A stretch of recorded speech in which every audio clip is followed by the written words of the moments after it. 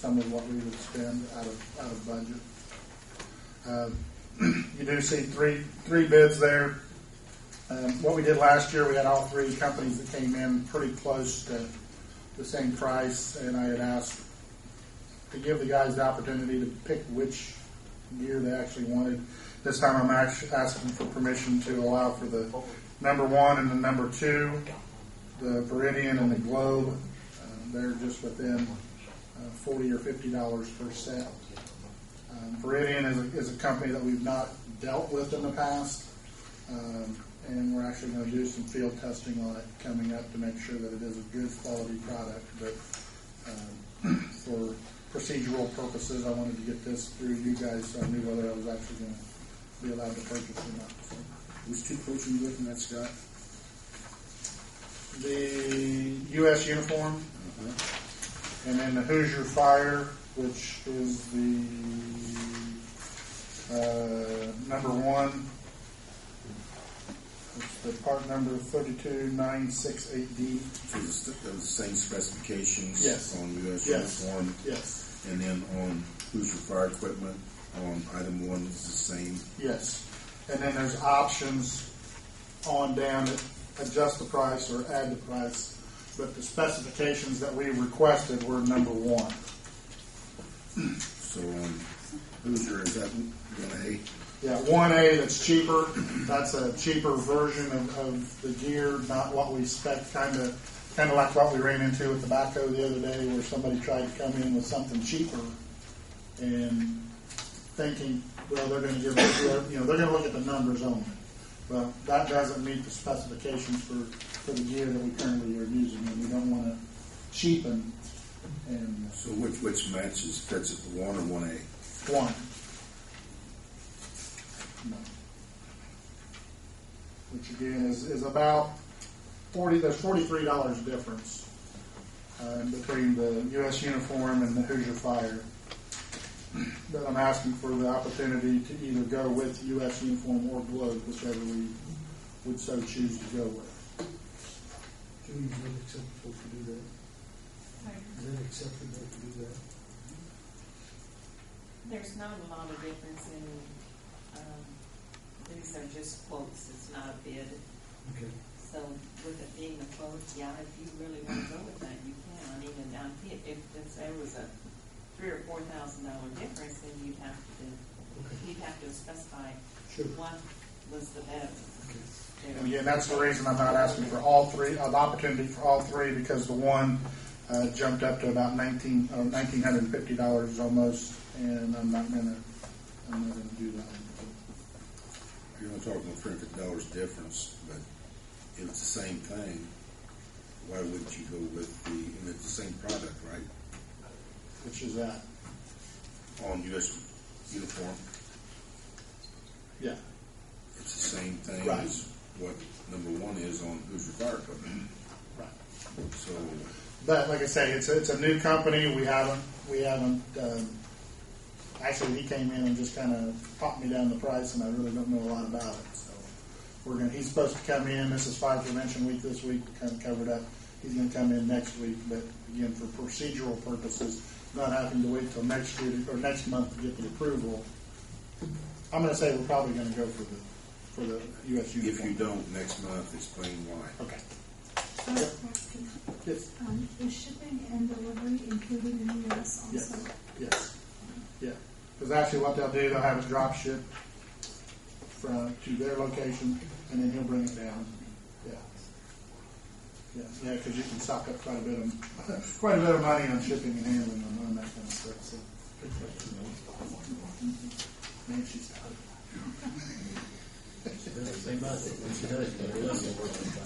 Well, I entertain a motion to give Scott, Fire Chief, permission to pursue the quote on U.S. Uniform Supply or Hoosier Fire Equipment Incorporated. If he does not go with the lesser of the 2 quotes, a reason why is the next meeting. We will have looked over the gear and have make sure the specs are exactly as far as with the same number of stitching and so on. Second. Any more discussion? Hearing none, roll call vote, please. Steve, Yes. Robbie, Yes. Linda, yes, Bill, Yes. Gary. Yes. Just one other thing real quick, as I stated before, this is Fire Prevention Week. If you have some time this week, give a call to the station, find out which school we're at, and you're more than welcome to come out and go through the safety trailer with us with the kids. We were at St. Mary's today. We did the safety trailer, and then this afternoon we did a puppet show. You're welcome to come out and see the puppet show tomorrow at the elementary school. There's one at 1 o'clock and one at 1:40. So you're welcome to come out. Also, Is there any admission to that? no. And there's no alcohol either. Just for information, the commissioners today did extend the burn proclamation or the burn declaration until their next meeting, which is on the 18th. We've been working with the commissioners quite well on this, and a lot of people felt because we got 2/10 of rain that everything was all better, and it's really not together. So it's going to be probably a little while, but we're going to look at it on a meeting-by-meeting basis with the commissioners. So thank you very much. Thank you, Scott. Next on the agenda is Brian Heaton. No, that'll be tabled, Mayor. Okay. Would you bring us up to date on the security system? Good evening. On the police car purchase, we still don't have all the state QPA stuff in order yet, so hopefully we'll have that prepared for November. On the CCTV project, I think it's probably 95+% done. There's still some minor fine tuning that needs to be worked out, and then there's some things between the city and ETC that still needs to be worked out that the mayor and ETC has been discussing. But things seem to be going very well with that, and the obstacles that's jumped up as during this project they've worked out. On the access control, they returned back to town today, and I think they plan on being done by the end of this week. For the door locks. Correct. They still have some infrastructure work to do here. I think they've completed the fire department, and they were finishing up the police department today or tomorrow, and then they'll be back over here, I think, for a few days. And after everything's up and going like it's supposed to be 100%, we'll have the next board meeting to look the system over. We can do it right here at City Hall. How many cameras did we purchase? Approximately? Approximately 25. Okay. How many are located in this building? In this building, Approximately. 20. I don't know. You're asking me approximately. I think probably 15 to 20. Okay. Almost all of them are in this building. Silly question. Who made the determination of where those cameras were placed? The person that wrote the specs up, who was the person that was referred to me as being an expert in writing up those types of specs, and I walked through the buildings with him on several occasions. He did his assessment, made his recommendations. Okay.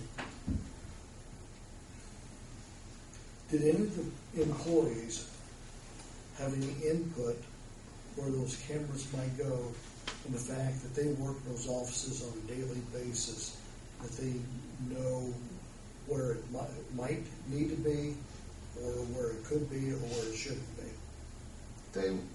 They were discussed in some of our staff meetings with the mayor on a couple of occasions. Okay. Okay. That's all I wanted to know. But nothing was told 100% where everything was going to be. No.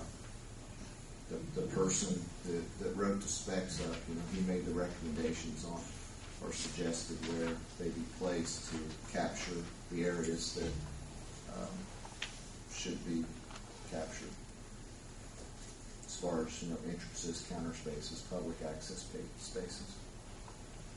And they were discussed at some of our staff meetings as well. Do you know what he based it on, Brian? What they based it on, where the cameras go?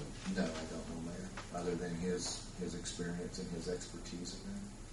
And one thing I think maybe they took into consideration was the collection of checks or money. Correct. Where public business is being conducted, I think that the number one